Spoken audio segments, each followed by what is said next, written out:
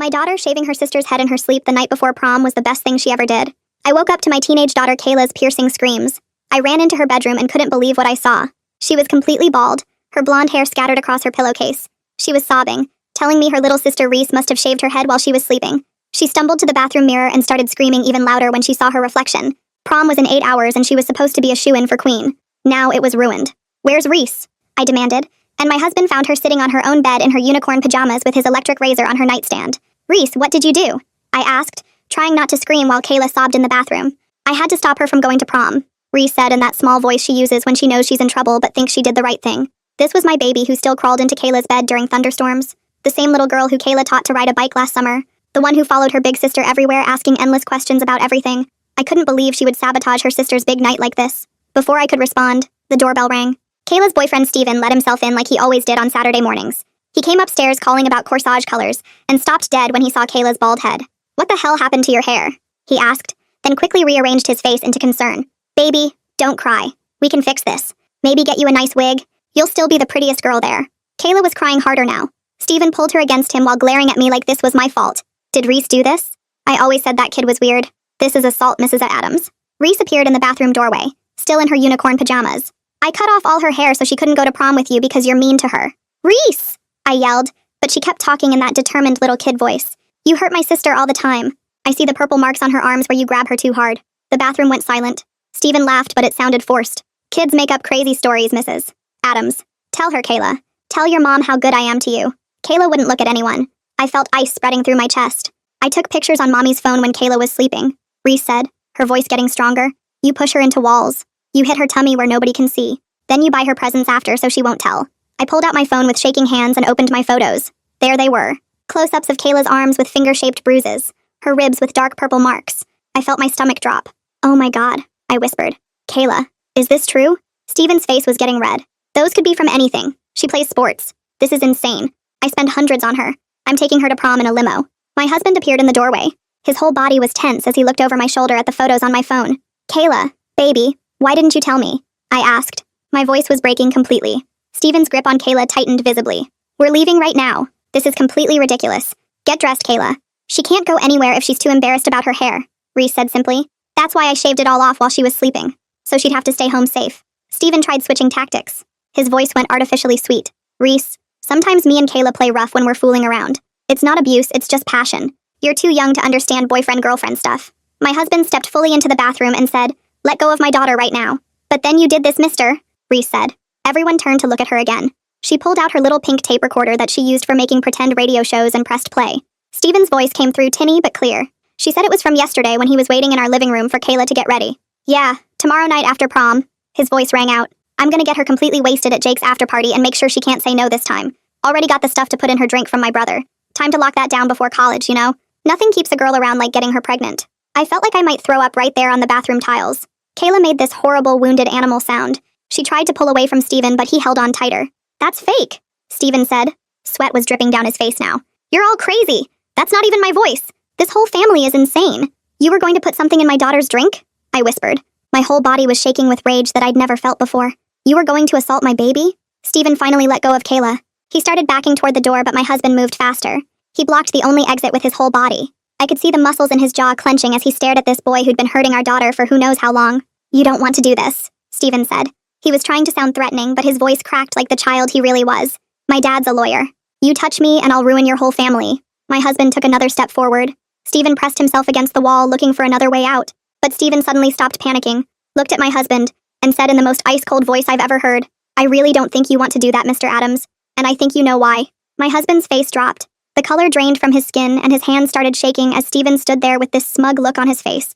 I could see my husband's whole body go rigid, and something cold settled in my stomach. Steven knew something, and whatever it was had my husband scared. The bathroom felt way too small with all of us crammed in there, and I could hear Kayla's ragged breathing behind me. My husband took a step back, and Steven's smile got wider. I pushed myself between them and pulled out my phone with shaking fingers. I hit the record button and held it up so Steven could see the red light blinking.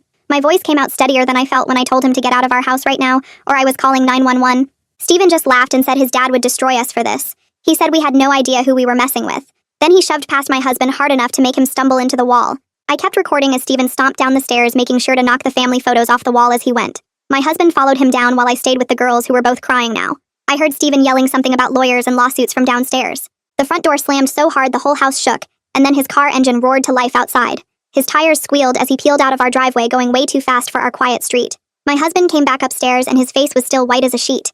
He looked at all of us standing there in the bathroom and said we should go to the master bedroom to talk. We all filed down the hallway and into my bedroom where my husband locked the door behind us. Kayla sat on the bed still in her pajamas with her bald head reflecting the morning light from the window. Reese climbed up next to her sister and took her hand. I stood there looking at my husband and demanded to know what Steven had on him. My husband sat down heavy on the edge of the bed and put his head in his hands. After a long moment, he looked up and told us that 2 weeks ago he'd seen bruises on Kayla's wrist at dinner. He said he'd gone to the school the next day to confront Steven about it. He found Steven in the parking lot after baseball practice and grabbed him by the shirt. He admitted he'd shoved Steven against his car and told him if he ever touched Kayla again, he'd kill him. Steven had recorded the whole thing on his phone, including the threat. My husband's voice was thick with shame as he explained how Steven had played the video for him right there. He said Steven told him if he ever interfered again, he'd send it to the police and press charges for assault. The anger bubbled up in my chest, mixing with the fear until I felt like I might explode. I told my husband we had to call the police right now about everything. The abuse and the planned drugging and all of it. My husband nodded but said he was worried about Steven's recording being used against him. He said Steven's dad really was a lawyer and a nasty one at that. Kayla started sobbing harder and said she didn't want her dad to get in trouble because of her. She kept saying it was all her fault for dating Steven in the first place. Reese crawled into her sister's lap and wrapped her little arms around Kayla's neck. She told Kayla in her serious little voice that none of this was her fault. She said bad people do bad things, and that's on them, not on the people they hurt. I picked up my phone and dialed the non-emergency police line while my family huddled together on the bed. The dispatcher answered, and I explained we needed to report domestic violence and a planned assault. My voice shook as I told her about the bruises and the recording of Steven planning to drug my daughter. She said she'd send an officer to take our statements and asked if we were safe right now. I told her yes, but that the boy had just left making threats. She said to stay inside with the doors locked until the officers arrived. While we waited, I asked Kayla to show me her phone with Steven's messages. She unlocked it with trembling fingers and handed it over. The texts were all there going back months. Messages where he told her what to wear and who she could talk to. There's something really strange about how Reese had all this evidence ready. The photos on Mom's phone, that tape recorder with Steven's voice. I'm curious why an 8-year-old was secretly gathering proof like some tiny detective instead of just telling her parents what she saw happening to her sister. Apologies after he hurt her where he blamed her for making him so angry. Threats about what would happen if she ever tried to leave him. One message made my stomach turn where he said he'd make sure everyone at the school knew she was worthless if she broke up with him. Another one said he owned her and she better remember that. There were hundreds of them and each one made me feel sicker than the last. I started taking screenshots of everything and sending them to my own phone as evidence. Kayla watched me with tears running down her face and kept apologizing over and over. My husband pulled her against him and told her she had nothing to be sorry for. He said we should have seen the signs and protected her better. Reese piped up that she'd been trying to tell us for weeks, but we thought she was just jealous of the attention Steven got. I grabbed my phone again and told Kayla I needed to take pictures of all the bruises for evidence. She nodded and lifted her shirt slowly, showing dark purple marks across her ribs that made me feel sick. I took photo after photo, making sure each one was clear and showed the date stamp. She turned around and there were more bruises on her back, some yellow and fading, others fresh and dark. My hands shook as I documented each one while she stood there in her bra, looking at the floor. The doorbell rang 20 minutes later and 2 officers came up to the bedroom after I let them in. I showed them Reese's recording first, playing Steven's voice talking about drugging Kayla at Jake's party. The younger officer's face went hard as he listened, and he asked for a copy right away. They took notes while Kayla showed them the bruises and I scrolled through all the controlling text messages on her phone. The officers called for a detective and said one would be here within the hour since this involved planned assault and a minor. We waited downstairs while they made calls and filled out paperwork. Detective Nora Gomez showed up 45 minutes later wearing jeans and a blazer like she'd been called in on her day off. She introduced herself and said she specialized in cases like this, then asked to interview each of us separately. She started with Kayla, taking her back upstairs to her bedroom while the rest of us waited in the living room. I could hear their voices but not the words, and it went on for almost an hour. When it was my turn, I brought everything upstairs, my phone with the photos, Reese's tape recorder, screenshots I'd taken of Steven's messages. Detective Gomez looked at each piece of evidence carefully and told me we'd done exactly the right thing by documenting everything and calling right away. She asked about Steven's family, and I told her his dad was a lawyer named Julian Franks, who had a big practice downtown. She wrote that down and asked if Steven had ever threatened us before today. I told her about him saying he'd ruin our family if my husband touched him. She interviewed my husband next, and he came clean about grabbing Steven by the shirt 2 weeks ago at the school. He explained he'd seen fresh bruises on Kayla's wrist and lost his temper, threatening Steven to stay away from her. Detective Gomez said she understood a father's protective instinct, and while it wasn't ideal, she'd note the context in her report. When she interviewed Reese, our little girl sat up straight and explained in her serious voice why she'd shaved Kayla's head. She said she knew it was wrong, but she had to keep her sister safe from the bad boyfriend who was going to hurt her worse at prom. The detective actually smiled and told Reese she was very brave for protecting her sister, even if cutting hair wasn't the best way to do it. Detective Gomez recommended we take Kayla to the emergency room right away to have her injuries documented by medical staff. She handed me her business card and said she'd be in touch about next steps, that she was going to interview Steven and his family next. We drove to the hospital in silence except for Reese asking if she was going to jail for cutting Kayla's hair. At the emergency room, they took us back quickly when I explained we were there for domestic violence documentation. The doctor was a woman who spoke gently to Kayla as she examined each bruise, measuring them with a ruler and having a nurse photograph everything. Kayla squeezed my hand hard when they asked about the stomach bruises, and she had to explain how Steven would punch her there, so no one would see. They did a full exam and documented 17 separate bruises in various stages of healing. The nurse gave us copies of everything for our records and for the police.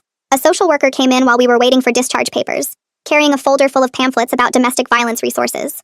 She explained that the hospital was required by law to report this to the authorities, which we'd already done, and gave us referrals for therapy and support groups. She talked to Kayla about safety planning and what to do if Steven tried to contact her. We were signing the discharge papers when my husband's phone rang, and Julian Frank's name showed up on the screen. My husband answered and put it on speaker without saying anything. Julian's voice was loud and angry, saying we were going to pay for these false accusations against his son, that he'd sue us for everything we had for assault and defamation. The social worker's eyes went wide, and she grabbed her phone to record, while Julian kept ranting about how we'd regret messing with his family. My husband finally said we were at the hospital documenting Steven's abuse and hung up. The social worker said she'd add that recording to the file as evidence of witness intimidation. We left the hospital around noon and drove home in complete silence except for Reese asking if Steven was going to jail. My husband kept checking the mirrors like he expected someone to follow us. When we turned onto our street, I saw it right away. Steven's black car was parked across from our house, just sitting there with the engine running. My hands started shaking as I grabbed my phone and called Detective Gomez's number from her card. She answered on the second ring and told us to drive past our house and park somewhere safe while she sent a patrol car. We pulled into the grocery store parking lot 2 blocks away and waited.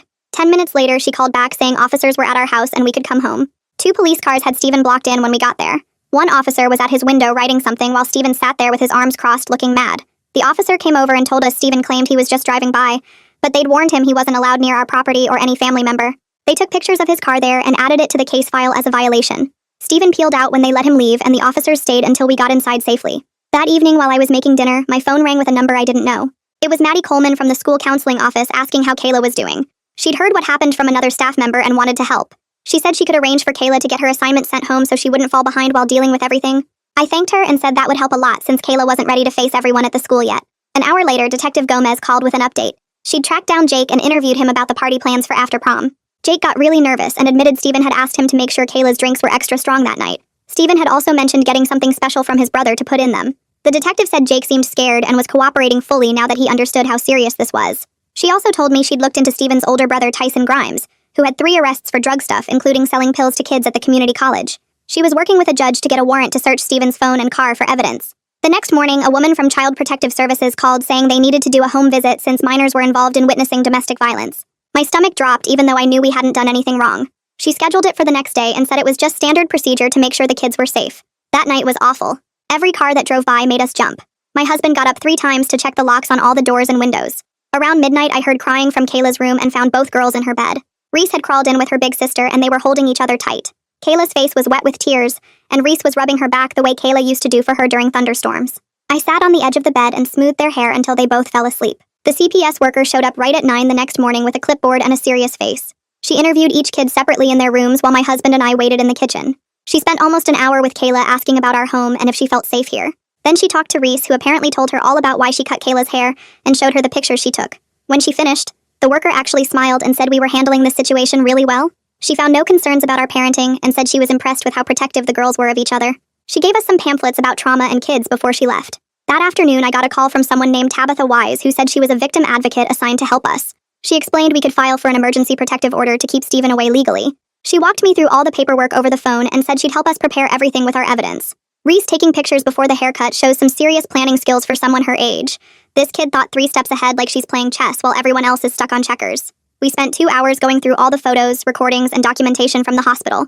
She said our case was really strong and a judge would probably grant it right away. The next day, a certified letter arrived from Julian Frank's law office. My husband opened it and his face went red as he read.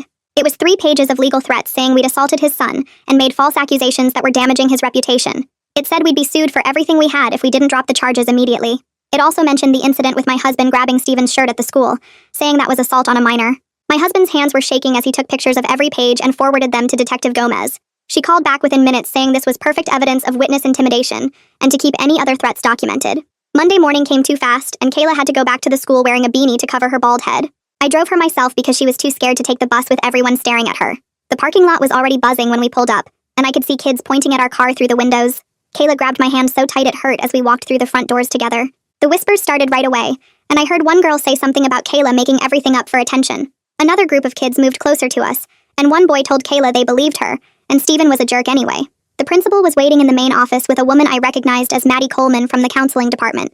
Maddie took us into her office and pulled out a new class schedule for Kayla that had different routes through the building. She explained that security guards would be watching for Steven, and they changed Kayla's locker to a different hallway completely. Maddie walked us through the new path to each class and showed Kayla a safe room she could use if she felt scared.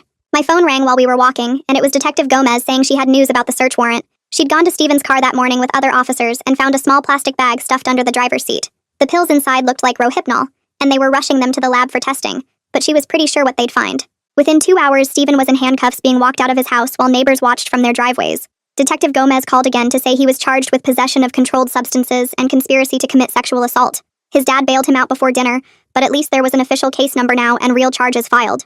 3 days later, we sat in a courtroom for the emergency protective order hearing with Tabitha Wise beside us.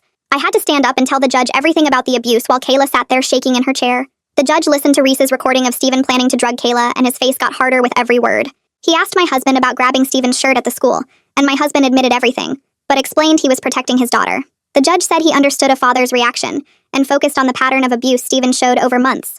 Steven's lawyer tried to argue this was just teenage drama that got blown out of proportion, but the judge wasn't buying it. He granted the temporary restraining order right there, and set strict conditions that Steven couldn't come within 500 feet of Kayla. The next week, the school held their own disciplinary hearing about Steven's behavior on campus. The principal reviewed all the evidence, including the drug possession charges, and Steven's history of aggressive behavior in the hallways. They suspended him immediately pending the criminal investigation, and banned him from all school property, including graduation. Steven's dad stood up yelling about lawsuits, but the school board didn't back down at all. Kayla started seeing a therapist who specialized in helping teenagers who'd been hurt by boyfriends or girlfriends. The first few sessions, she just sat there crying and couldn't really talk about what happened to her. The therapist was patient though, and slowly Kayla started opening up about how Steven made her feel worthless. She talked about being scared all the time and never knowing what would set him off or make him grab her. The therapist helped her understand that none of it was her fault, and abusers are really good at making victims think they deserve it. Our whole family started going to therapy together once a week to figure out how to help each other. The therapist explained that Reese saw her sister in danger, and took the only action she could think of to protect her. It wasn't the right way to handle things, but it came from love and fear mixed together in a kid's brain. Reese told the therapist she'd been watching Steven hurt Kayla for months, and felt so small and helpless about it. She said cutting Kayla's hair was the only way she could think of to keep her sister home and safe that night. The therapist helped us all understand that families dealing with abuse need to learn new ways to talk to each other. We practiced having hard conversations about feelings without anyone getting blamed or shamed for what they were going through. Kayla and Reese started doing exercises together where they could share their fears in a safe way, with rules about listening. I learned that I needed to watch for signs I'd been missing and create space for my kids to tell me anything. My husband had to work through his guilt about not seeing the abuse sooner, and his anger about the shirt-grabbing incident. The therapist said trauma affects whole families, and we all needed time to heal from what Steven did to us. She gave us homework to do between sessions like writing in journals and having family check-ins every night at dinner. It was hard work, but I could see my daughters starting to trust again and feel safer in their own home. 3 weeks later, Detective Gomez called while I was making dinner and asked if she could stop by with some updates about the case. She arrived within the hour and sat at our kitchen table with her notebook open, telling us 2 other girls from Steven's school had come forward after hearing about what happened to Kayla. Neither girl wanted to press charges, but they both described the same pattern of grabbing too hard and pushing into walls and buying expensive gifts afterward to keep them quiet. The detective said their statements would help show the prosecutor that Steven had done this before, and would probably do it again if he didn't face real consequences this time. The next morning, we got a call from the district attorney's office saying they were moving forward with prosecuting Steven on multiple charges, including assault, conspiracy to commit sexual assault, and possession of controlled substances with intent to distribute. Julian Franks had already hired 3 lawyers from the most expensive firm in the state, but the prosecutor said our evidence was solid, and they felt confident about getting a conviction. Kayla was sitting next to me during the call, and when she heard the prosecutor mention that she might need to testify, her whole body went tense. After we hung up, she was quiet for a long time before saying she wanted to do it because other girls needed to know they could speak up too, and she wouldn't let Steven make her stay silent anymore. My husband had been dealing with his own legal stuff about grabbing Steven's shirt at the school, and met with a lawyer who looked at all the evidence, and said given the context of Steven admitting to planning to drug and assault Kayla, no reasonable prosecutor would pursue charges against a father protecting his daughter. The lawyer sent Julian Franks a letter saying any further threats or attempts at legal action would be considered harassment, and we would pursue our own charges if he didn't stop immediately. Meanwhile, Reese had started seeing a child therapist twice a week to work through everything she'd witnessed, and the guilt she felt about shaving Kayla's head, even though she'd been trying to protect her sister.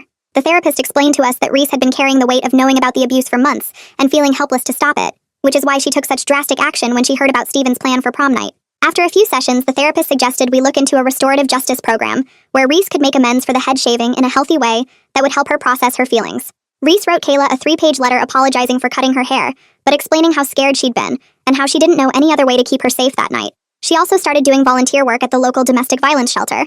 helping sort donations and making care packages for kids who had to leave their homes quickly. 2 months into the court proceedings, Stephen violated the protective order when his friends started showing up at Kayla's school, with messages from him saying he missed her and wanted to work things out. The first time it happened, Kayla came home shaking and showed me the note one of Stephen's basketball teammates had shoved into her locker. We documented everything and reported it to Detective Gomez, who added it to the case file and warned Stephen that any more violations would result in immediate arrest. But it kept happening, with different friends leaving notes in her books or trying to talk to her in the hallway about giving Stephen another chance. Each time we photographed the evidence and filed reports, building a paper trail that showed Stephen couldn't respect boundaries even with a court order in place. During this time, Kayla started going to a support group at the hospital for teenagers who'd been hurt by boyfriends or girlfriends. Why does Detective Gomez keep finding exactly what they need at just the right moment? Pills under the car seat, 2 other girls coming forward, everything falling into place so neatly makes me wonder about the timing here. The first few meetings, she just sat in the circle and listened to other kids share their stories, but eventually she started talking about her own experience. She met a girl there whose ex-boyfriend had broken her arm, and another whose girlfriend used to lock her in closets when she got mad. They all understood what it was like to love someone who hurt you, and to feel like you couldn't tell anyone because they wouldn't understand or would say you were being dramatic. 6 months after that morning when Reese shaved Kayla's head, the criminal trial finally began at the courthouse downtown. Stephen's lawyer tried to paint him as a good kid from a good family who'd made some mistakes in a relationship, but didn't deserve to have his whole future ruined. The prosecutor laid out all the evidence, including the photos of Kayla's bruises, Reese's recording of Stephen planning to drug her, the pills found in his car, and the statements from the other girls who dated him. When it was time for Kayla to testify, she wore the dress she was supposed to wear to prom and walked to the witness stand with her head high, even though I could see her hands shaking. She spoke clearly about how Stephen would grab her arms hard enough to leave marks and push her into walls when he was mad and hit her stomach where no one could see the bruises. She described being afraid all the time and never knowing what would set him off or make him hurt her, and how he'd buy her jewelry or flowers afterward, and tell her he loved her too much to control himself sometimes. The prosecutor asked Kayla to step down and called Reese to the stand next. My little girl walked up there in her best dress, the pink one with unicorns on it, and the bailiff had to adjust the microphone way down for her.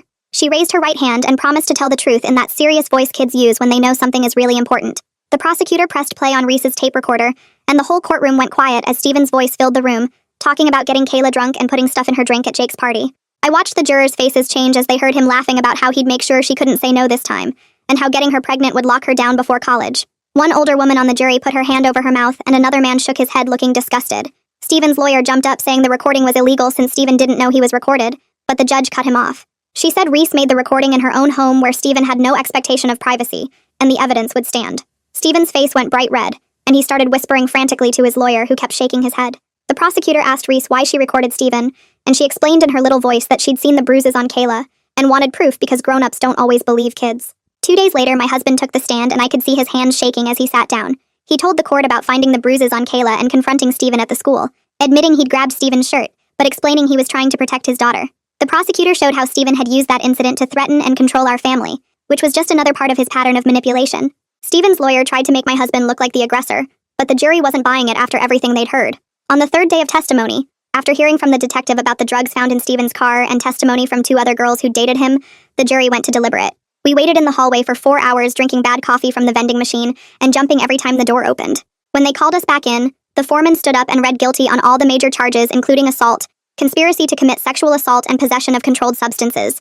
Stephen's face went white and his mom started crying while his dad Julian just sat there with his jaw clenched. 3 weeks later at sentencing, the judge gave Stephen 2 years in juvenile detention, 3 years probation after that, mandatory counseling, and a permanent restraining order keeping him away from Kayla.